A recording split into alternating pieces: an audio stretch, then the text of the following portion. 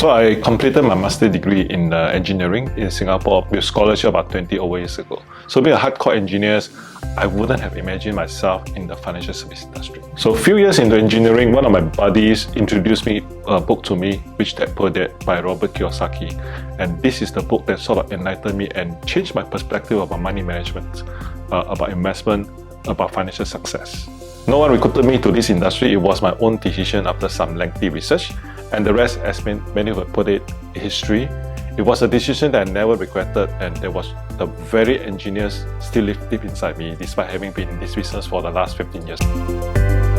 Well, what I say is sort of incidental. I was given a chance to build my branch 3 years ago when I was searching for a new company to run my business. Little that I knew that I will lose my whole entire team during the transition due to some political issues with my previous company. I built my branch from scratch all over again, right from the first headcount. It was tough. It was really tough. And I actually failed at first. I was demoted, but made a comeback within 9 months, fulfilling all the promotion criteria as set forth by the company. Having to build my branch from scratch all over again gave me a chance to go back to the drawing boards, to craft a clearer vision and mission for my branch. And here I am, 3.5 years later, again, when failure is not an option, the law of attraction has always surprised me. Money lesson I learned when I was growing up. My late dad's business failed and he became bankrupt in the 80s. So life was tough, money was little, food was scarce.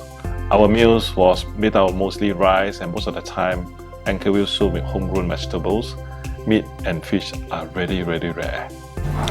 That was during my early primary. I reckon it was like P3 or P4. Till today, I still remember that incident that happened. That my late mom was preparing for lunch and there was no more rice. She had to borrow rice from a neighbor just so to have rice on the table for lunch. That was one of the lowest points, and it sort of shaped me to who I am today. To never take anything for granted and not to feel entitled, we have to work on the success that we want, because no one is going to give it to us if we don't work on it.